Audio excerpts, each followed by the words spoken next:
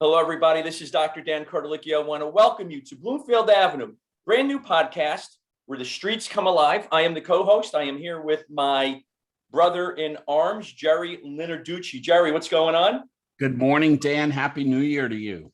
Happy New Year, brother. And we have an extremely special guest on today. I am looking forward to our conversation. Who knows where it's going to go, especially with Gerry and I. I'd like to welcome onto the podcast, Ande Frazier. Ande, how are you today? Happy New Year. Happy New Year. I'm doing great. Awesome. So just a little bit about Ande. She's been in the financial industry for 29 years. Geez, you know what?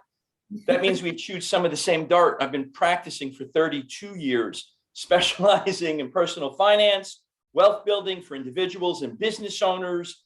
Her skills led her to become a prominent speaker and thought leader in the financial services industry, having coached and developed thousands of financial professionals, serving leadership positions throughout the financial services industry, including running a multi-million-dollar fintech company, launching a media company focused on women and money, and serving as vice president in distribution for a large insurance company. Ande felt it was time to get back to her roots, working with people directly by rejoining the family wealth management firm, Clock Tower Wealth Management. Known as an expert in behavioral finance, I think that's my first question. Regularly appears on top media outlets to speak about topics, intersection of women and finance. Welcome to our podcast. What is behavioral finance? What does that mean? You've written a book. Did you discuss behavioral finance? What is that, Ande? Yeah, the book is really about understanding how our behavior and our thoughts and beliefs impact our financial decisions. So it's a book that you would read before you read the how-to book, to give you things to be thinking about, things to understand, to give you things you should be in conversation with other people in your life that is important to you, so that when you start to create action plans, you have a better chance of success. So certainly the book does talk a lot about behavioral finance, but really what behavioral finance is, it's applying our behavior to how we make decisions, specifically in the area of money. And we know money is an emotionally charged topic for many people. And understanding that, and understanding that when we make those financial decisions, they're not in a silo, that they are encompassing all of the different things that are happening in our lives. And I think us as financial advisors need to be really aware of that so that we can help guide people towards creating their full financial potential. So I have, when you were discussing this, I have thoughts. I mean, there's so many people that make bad financial decisions, right? And there's people who make good financial decisions. What are the top 2 or 3 bad financial decisions that you see people make, that you sit there and you cringe and you say, okay, all right, everybody sit down. We need to change this behavior? Well, I think the first is not getting started early. I think a lot of people have no sense of urgency, maybe when they're first starting their career, so they delay doing anything until they get to the point to where they have a sense of urgency, whether it be that they're entering close to retirement or their kids are going to college or whatever, and then they have to make up for lost time. And yet it's harder to save the amount they need to at that point in life, because they need to save more to make up for the time lost. And so it's a challenge to their lifestyle. So that's certainly, I think, the first thing that I see. The second is, I think that people often focus on wealth accumulation and on, really doing well with their investments at the sacrifice of also not simultaneously taking care of protecting their wealth as they're going.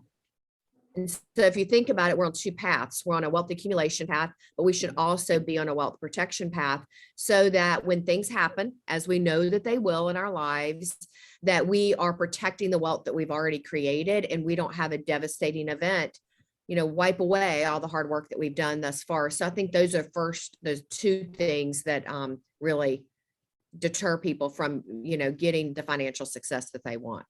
I find this fascinating, because just before you said wealth protection, I wrote down Sandy 2008 pandemic.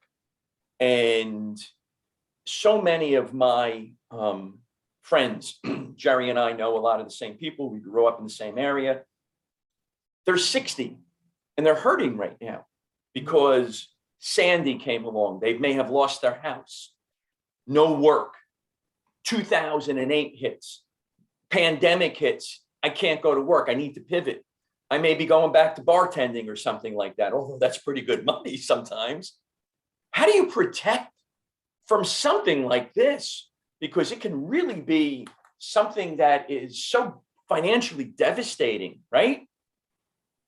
Well, you know, I think that one of the things that we saw, certainly in the pandemic, is that people hadn't really built up what I call a Liberty Fund. Some people call it emergency fund or savings account. I call it a Liberty Fund because I think that having money, cash, if you will, set aside gives you the liberty to do things, whether it be to take care of an emergency or whether it be to launch a new business, launch out into a relationship maybe that's unsatisfying, or change your career. And so I think it's, you know, very liberating to be able to go out and do those things versus just thinking of it as an emergency. So Right. a lot of people hadn't saved any money to draw from, to be able to liberate them from the crisis that they were in. That was the first thing. And then I also think that wealth protection is about making sure that we're not only protecting against a job loss or a change in job, but also against disability, health issues that arise, divorce, death, certainly all of those things as well. And so when you look at them, and I know Gerry is an expert in this area, to be able to look at how we protect wealth, it's how do we make $1 operate as $3 or $4 and accomplish many goals. And so I think that that would have certainly served people well had they been able to do that. But you know, as well as I do, everybody's chasing the next big thing. So a lot of times people, in an effort to do that, they don't save and create that foundation they need. Right. And you know what's interesting is that you said that Gerry's an expert in this. I'm sitting there going, what? What is Gerry an expert in? He's always dogging me, Ande. But in what I find interesting, Ande, in your practice with a ratio, how many people or clients or prospective clients that you may run into, do you think consider their assets, their entire nest egg, and not have an emergency? That they say, oh, you know, we have a couple of $100,000 or we have a $500,000 saved. That's all well and good, but they have absolutely nothing in savings or very, very limited amount in savings. Do you think there is a big difference in disparity in the amount of people that think that way? I do, Gerry. You know what? I see a lot of people will have their house paid off as an example, or they'll be invested in real estate. And so there's no liquidity. So when they need cash, they really can't go and get it easily. And let's take, for example, if you lose your job and you have your house paid off and you think, oh, I'll go get a home equity loan. Well, if you don't have a job, that's going to be very difficult. Plus, you're then at the mercy of whatever interest rates are at that time and whatever the financial institution will lend to you. So you're not in control. And so I think that's certainly something to look at. And then we have people that invest in the stock market that think, well, I'll just sell some stocks if I need cash. But if the market is down like it was in 2008 or even in 2012, Right. then what happens, or with the early part of the pandemic, then you're selling at a loss. And so, yeah, you can get money, but it may not be as much as you think it is. And so I think that for a lot of people, having that cash set aside separate from those other assets gives them the freedom to be able to be in control and make more informed, good decisions going forward, and not going into debt to take care of, you know, an immediate cash flow need. I see a lot of people who they don't have savings and they have to go into debt. And we know that can be a spiraling situation that's very hard to get out of.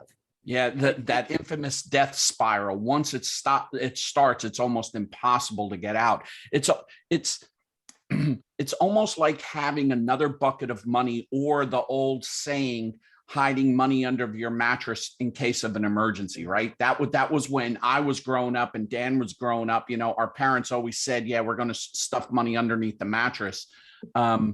It's very interesting when you say that about emergency reserves or your Liberty Fund, of having liquid cash, and that's a totally different mindset or a mindset or a mind shift of having an asset that you can get to right away and taking care of whatever needs to be taken care of at that spur of the moment. Yeah, for sure.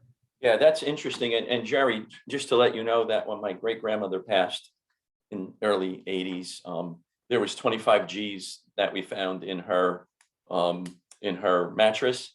And there was a safe that we had no idea. There was the wall. I personally looked at the wall and it was like undulating, and I went up to it and I pushed it and there was a safe. There was another 10,000. Of course, all the brothers and sisters and stuff like that.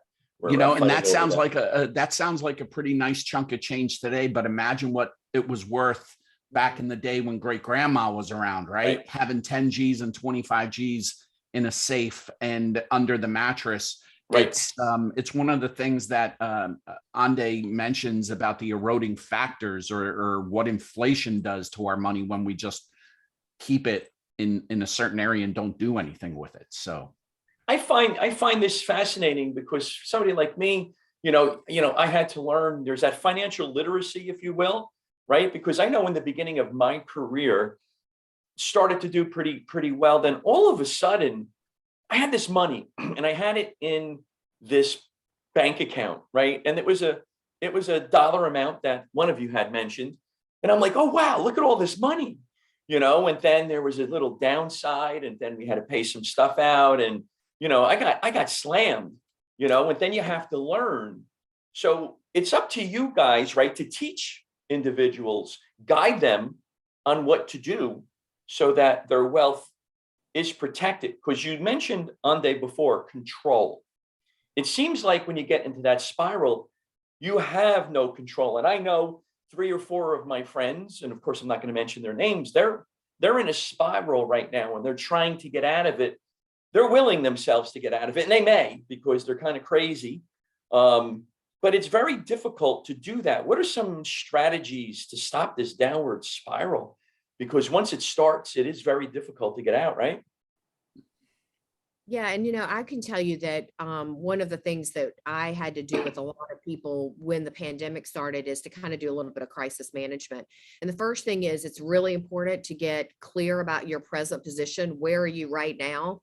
What's really happening? What's your cash flow? What's coming in? What's going out? You may need to do a little triage in terms of what do you need to cut? What do you need to stop? What do you need to pause temporarily so that you can take and I do think it's important to give yourself some time to make sure you're not making hasty decisions, but you don't wait too long to where you're procrastinating. So get clear about where you are right now, what you can cut, what you can temporarily pause so that you can eliminate the cash from just leaving your world, and you can kind of try to, center yourself so that you can then move forward and figure out what are the resources available to me? Where's the best place to go to get money to temporarily fill the gap? What's going to be the least punitive? And working with an advisor, I think, really helps you to do that because they can think logically about what's happening. Whereas if you're in the middle of a spiral or a crisis or a extenuating circumstance outside of your control, you may not be thinking as clearly and you may be, emotionally invested in the outcome. And so I think having somebody that can kind of be an advocate for you that's a good resource is really important too.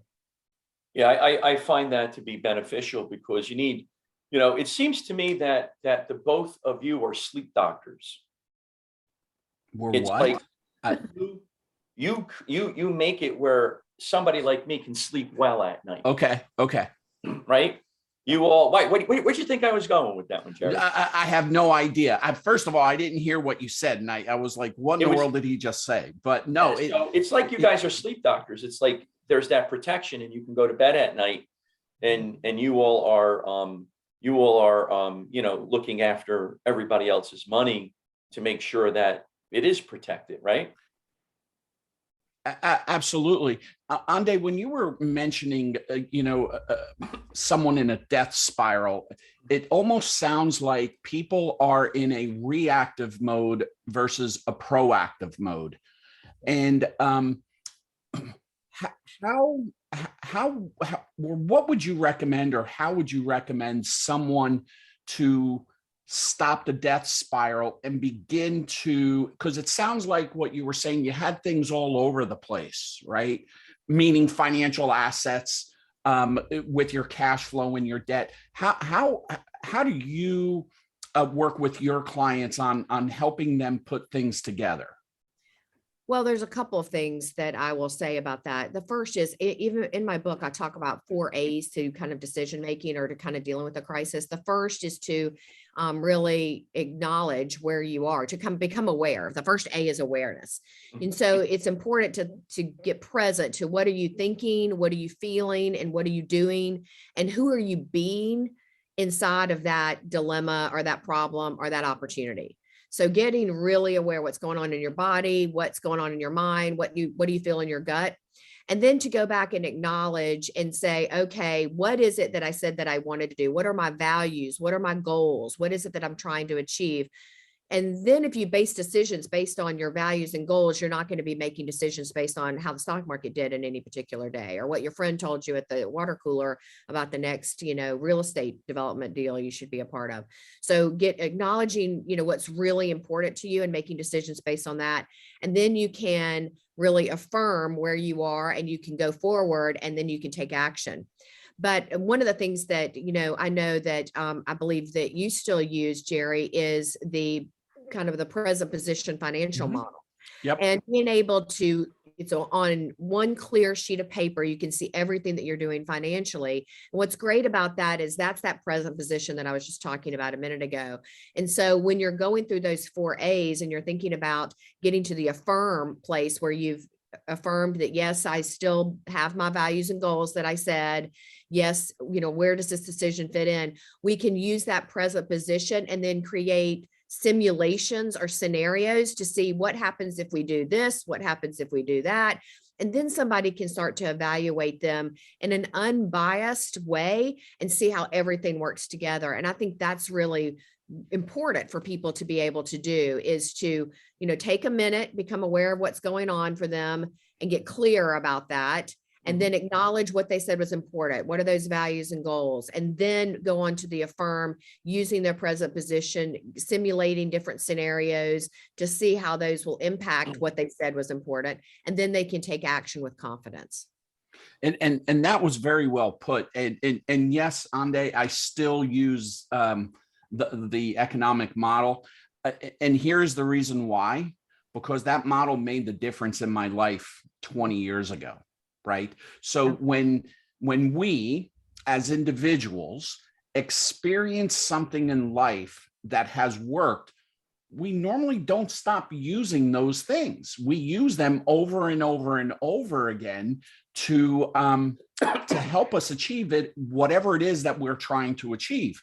So that the PS&G model has made such an impact in my personal life, has made an impact in the lives of hundreds and hundreds of my personal clients.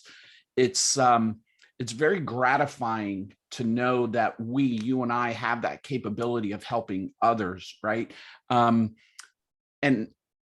the middle of November, right before Thanksgiving, I had a client reach out to me saying, Gerry, we got the adoption in Guatemala. We need to have money. We need $18,000 in less than, we have to go pick up the baby. Where can we get it? And it was so gratifying to me to let the client know, Joe Sandy, let's call them Joe Sandy, book your trips. I will have that money wired into your checking account by the time you land in Guatemala, and then calling the company where the money is at and knowing the right people to contact to make sure that money is there, because I told them it was going to be there in 72 hours. That's the power of what that model does, right? It gave us the ability to move money around, as you said, with create a scenario. What if years before? So it's a totally different, again, the mind shift, our mindset of how we think about money, where our money is at. And again, I may sound like a broken record, but it's very gratifying. It's very fulfilling to the human soul.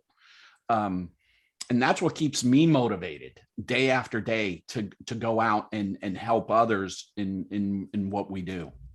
And Gerry, I'll tell you, one of the things that I love about the model and using kind of the scenarios or the simulations is that it puts me and you on the same side of the table as the client Yep. that we're working with, so that we can work together as a team to say, what if we do this? How will this work? And so we're making decisions, as a partnership rather than us telling somebody, hey, you should do this, and kind of being more in a across the table type of view. And I really think that for me, that partnership, making sure the client understands what's going on, is confident about what's going on, and feels good about it because we've made the decision together, that's also equally as gratifying, because now we know they're excited, they understand, and so they know the why behind what we're doing versus us just telling them what they should be doing.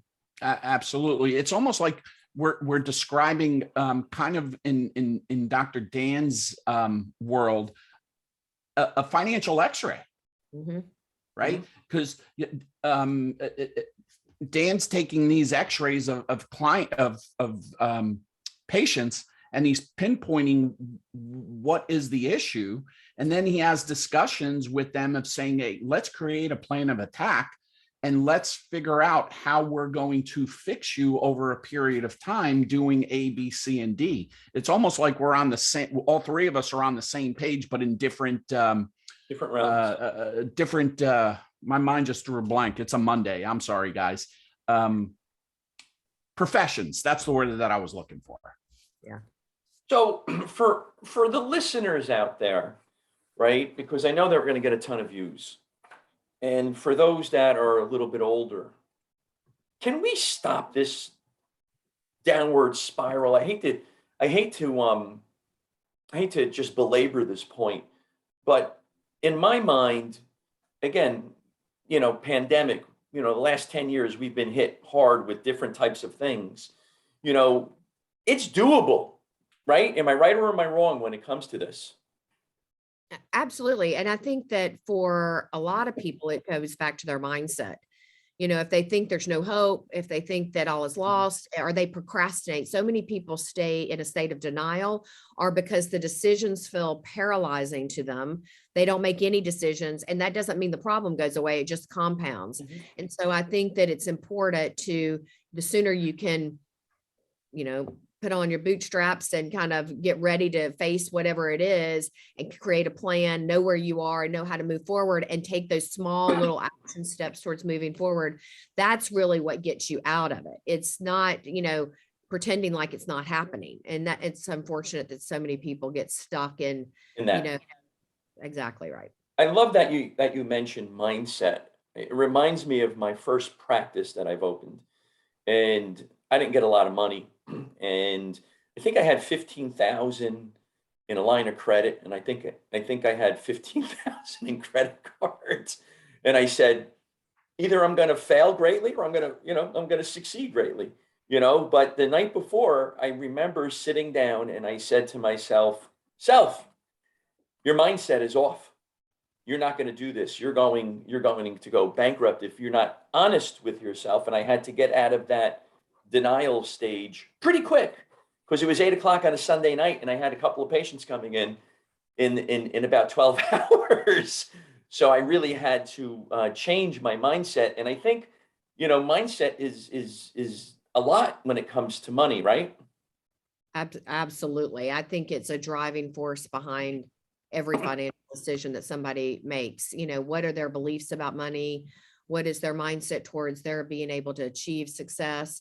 One of the things that I try to do frequently is to surround myself with information, research, education, and knowledge about things that aren't necessarily financially oriented. They're not about money and numbers, but they're about things that people go through. So right now I'm kind of engaging in a lot of research and education around the area of transitioning, about what happens when somebody's transitioning in any stage of their life or with any event, or just kind of going through that process. We've all been doing that with the pandemic. We've had to really transition. There's the, before and the after. So we're all going through it. And then you couple that with a lot of people who've changed jobs, who've ended relationships, who started relationships, started new careers, all of that. It can be, a lot, and you have to process that. And I think your mindset is important in terms of understanding, and then using it to your advantage going forward.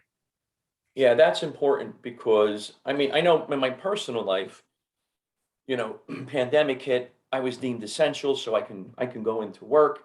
However, not everybody wanted to come to the office. So I had to pivot, transition, you do some telehealth, but not everybody wants to do telehealth either. Everybody's afraid. There's all this misinformation. Maybe it's going to go through the Zoom conversation and, the virus. And it was tough. So, you had to change your mindset and you had to be honest with yourself. And I think that if you weren't doing that, and if you didn't have that mindset, I think you could be in some financial situations at this point in time. But Gerry and I were talking about that in our last podcast, and there's that never give up attitude that we have too, right? So it's instilled in us. That's what growing up on the streets in Newark, New Jersey was all about. It instilled a toughness of mindset of never giving up. And since we're on the topic of mindset, Ande, how much would you say plays in our mind what the conversations that we heard when we were young, right? Back when families actually sat at the dinner table at dinner, right? And you heard your mother and father having these conversations. How much do you think that was embedded in the back of our mental filing cabinet that is now coming to fruition? Do you think that has a major role in the way people think about money and the way they react to it today? Absolutely. I think it does. And, we all heard phrases growing up, money doesn't grow on trees, Right. money is the root of all evil, all kinds of things. But I can tell you that what I have found is that it's not just those phrases or those conversations that we heard at the dinner table, Gerry. There's also a time in our lives when we recognize that money means more than just a medium of exchange. Something happens. And that event really is what I think seeps into our subconscious and creates kind of our mindset or our beliefs about money. And so it's different for different people. It doesn't always have to be a bad thing either. It could be a positive thing, but usually there's a personal event that everybody kind of goes through where they recognize, okay, this is something different. What I'm experiencing isn't about money or about wealth or about not having it. It's about something more. And we've conflated money with all kind of other attributes. We've conflated it with value, with power, with control. And because we've done that, it's hard to then break it apart when we get to be adults. We have to make financial decisions. We've let this money story that we created in our younger childhood run the show. And now we wake up one day and we've got to make real financial decisions. And so we don't understand why we're struggling. What do? We immediately get into action. And then we don't stay consistent with that for very long. And the reason for that is because we really haven't gone back to determine what's the money story that we've told ourselves. Is it true? Should it change? And how does it impact our decisions? So I think it's an integral part at you being able to be successful long-term and over time. That's really interesting. I just got back from Florida Saturday, and I was down there for 2 weeks visiting my mom and dad. And my dad, who turned 88 a month ago, we were walking the dogs, and I asked him, I said, Dad, if you had a moment in time that you would go back and redo, or if you were to say to me, watch out for this when you're 60 or you're 70 or you're 80, what would you tell me? And my father said to me something that I never thought I would hear. He said, I wouldn't have changed anything, but what I would change is how I would think about things in moving forward, because he feels that the decisions that he made when he was a young boy to leave Italy and move to South America, he would have never had accomplished what he had accomplished as an immigrant here in this country, right? So he was telling me, he said, I love you for asking me these questions because I see that you don't want to fall into the trap or make the same mistakes that I made. So would you say people are, I guess, open enough to ask their advocate about others' experiences that they would be willing to share? so they don't make those mistakes as well moving forward? Yeah. And, I mean, I don't know about you, Gerry, but I try to use storytelling a lot Yeah. with clients because, not every story will resonate. So you as an advisor has to be very aware of, what story you tell. Right. But I think storytelling is one of the best ways that we can provide clients with perspective. We can provide people with perspective so they can understand that they're not alone. That there's some normalizing that we can do through storytelling to where people get a sense that this isn't unusual for me and I'm not alone. And I think that's allows some relatability there, and it maybe gets people out of their denial or their state of procrastination. So many people don't seem to have the self-awareness or be able to, look at things in a deeper way. And it's my commitment, and I know it's yours as well, to try to help them through that. And so if that's by sharing a story or by getting them to talk more and asking better questions, I think that's something that's really critical for us to do. Yep, absolutely. I find this interesting because my approach in my practice is exactly the same.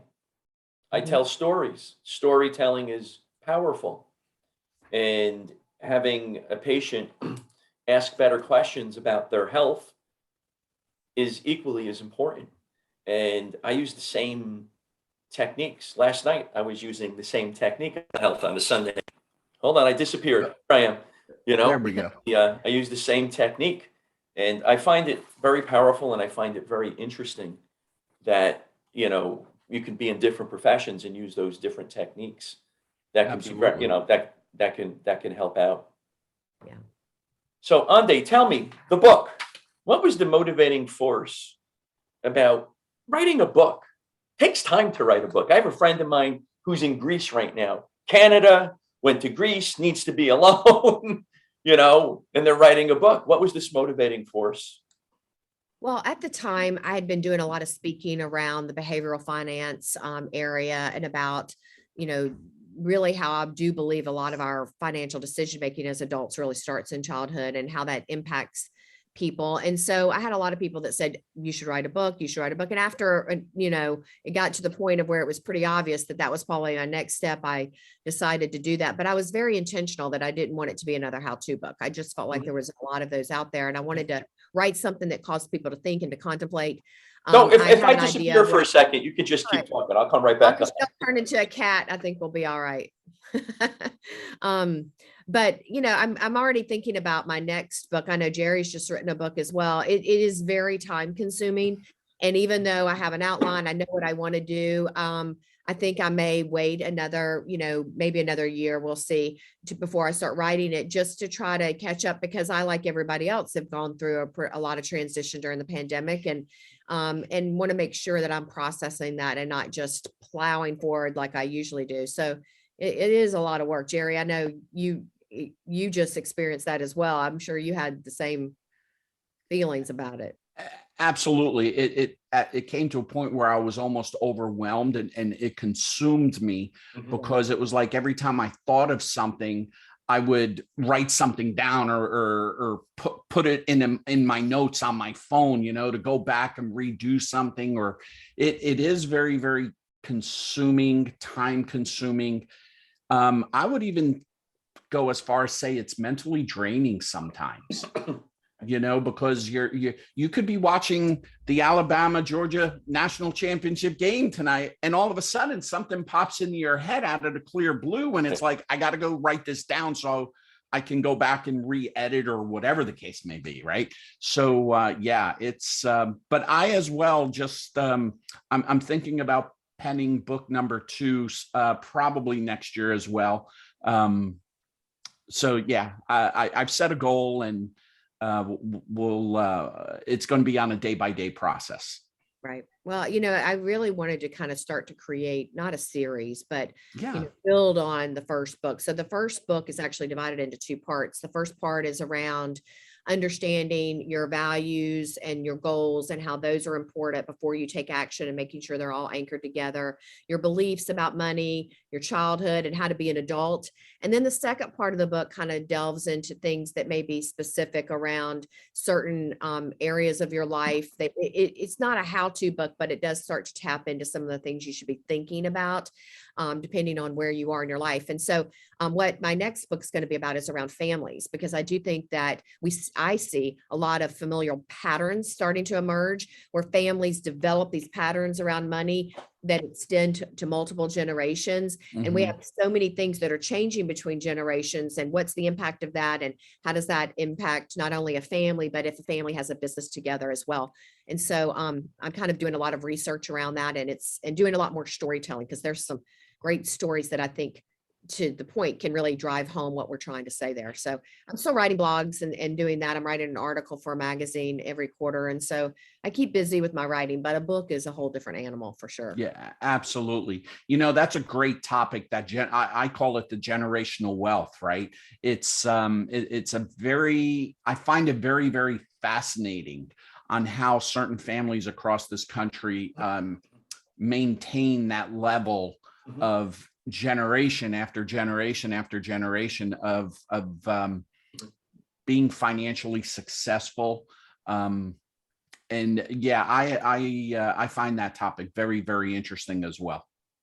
I have a friend of mine that has summits, and she talks about biology of trauma, on how it becomes genetic over a period of time, and you can go back to the generations, and you can see where it started and what it needs to be, done to be shifted.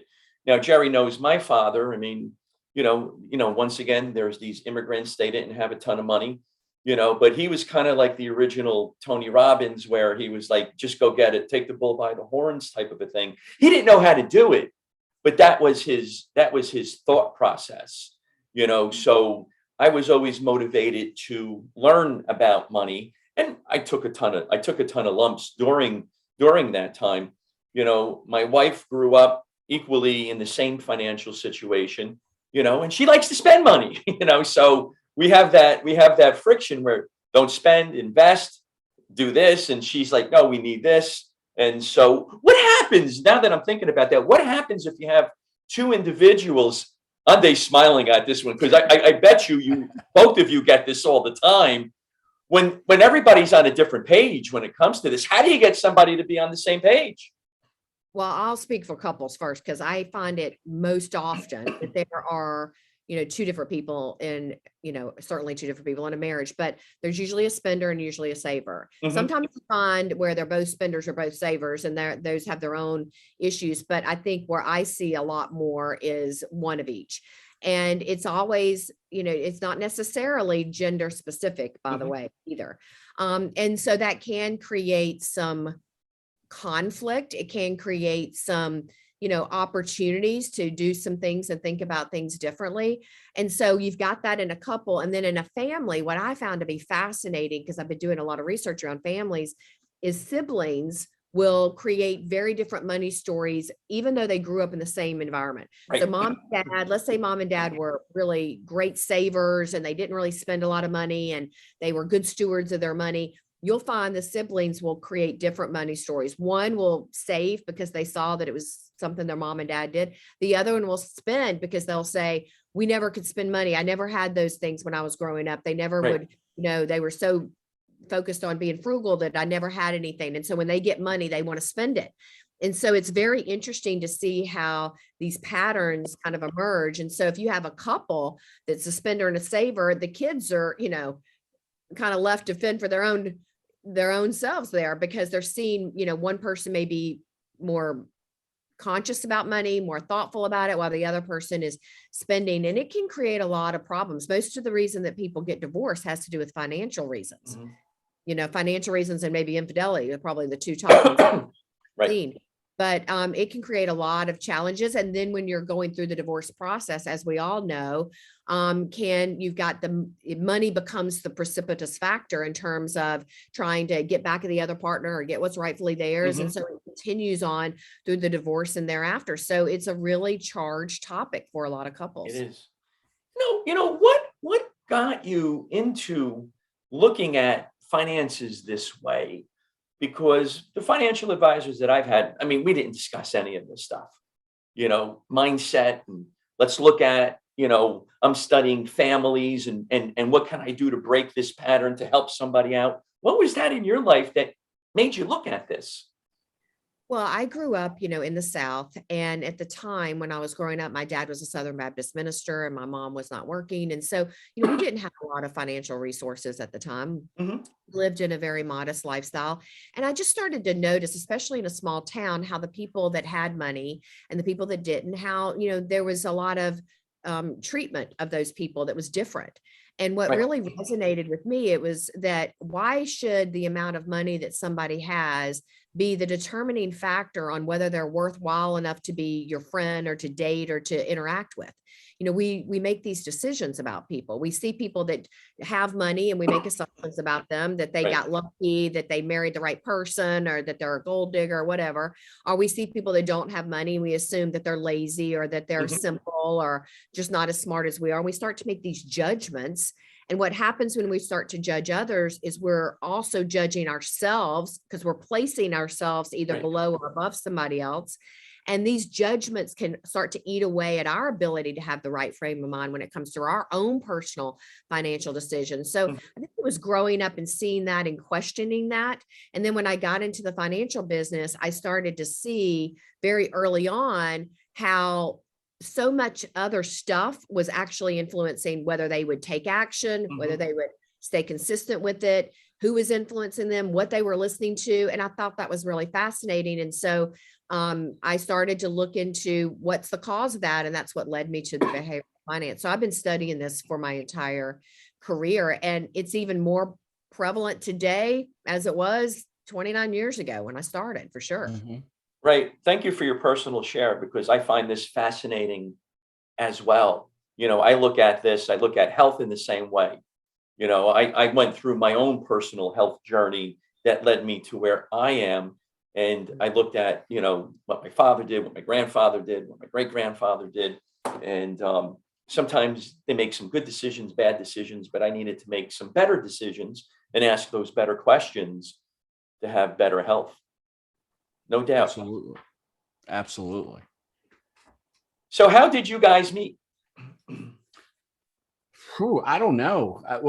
Yeah, I know it was through a financial symposium one day, and um, Ande was presenting, and she's a very, very motivating professional, and we just became friends, and our friendship has grown through the years.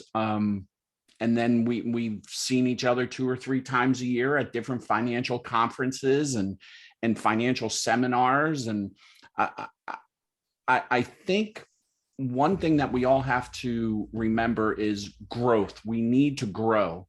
And when Ande and I first met, she was willing to share her successes, her processes, and I was willing to accept that growth.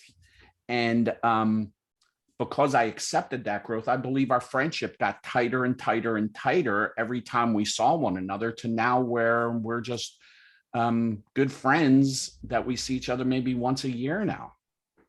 I think that's how we met. I can't remember for sure though. Gerry, I think that one of the things that struck me about you is, when I like to observe people and I like to pay attention to people's behavior.